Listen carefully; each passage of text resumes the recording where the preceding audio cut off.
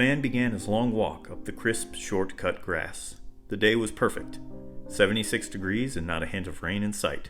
Still, this man knew it would be no walk in the park. After all, he was in an intense playoff in which only one would emerge victorious. As he began looking for his ball, the ball he had just sent sailing through the air to the sounds of thunderous cheers, he couldn't help but reflect back on the career, for it seemed short and long at the same time.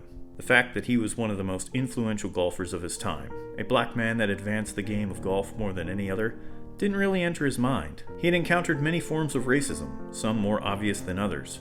Not being allowed to change in the same locker room, looks at certain country clubs, whispers that weren't really whispers, and even threats. But all of this did not matter, for golf has no color barrier.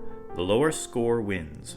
Judgment comes in the form of a tiny piece of paper written on by a tiny wooden pencil, and the man walking up the fairway knew plenty about winning. He had done his fair share of topping tournaments up until this point, but this course had always vexed him, and so he labored on, finding his ball in a bit of a tricky situation. Still, in this moment, he could have never fathomed the awards he had yet to earn, but would, nevertheless, be bestowed upon him. How about an honorary doctorate degree from a prestigious university?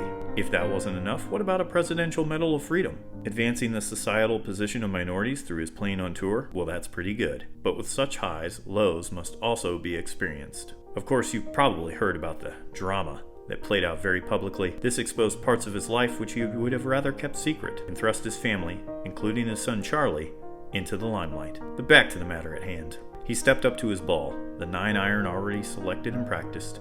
The only thing going through this golfer's mind was putting himself in a position to win. A cool breeze came across the course, and the crowd grew silent in adoration and awe and anticipation of what was about to come. You already know how this ends. The story has been told 1,000 times before. The 9-iron connects, the ball lands 3 feet from the pin, and Charles Luther Sifford sinks his birdie putt to win the 1969 Los Angeles Open. Well, maybe it hasn't been told 1,000 times before. Perhaps you were expecting me to reveal another name, one probably better known, Tiger Woods. Just like Woods, Charlie Sifford was an African-American golfer, but he was the first to play on the PGA Tour. So while Woods' career mirrors Charlie in many ways, it may have never existed without Sifford's persistence. So for a brief moment, let us pay homage to Charlie Sifford, a titan of his time, a true trendsetter who deserves our respect.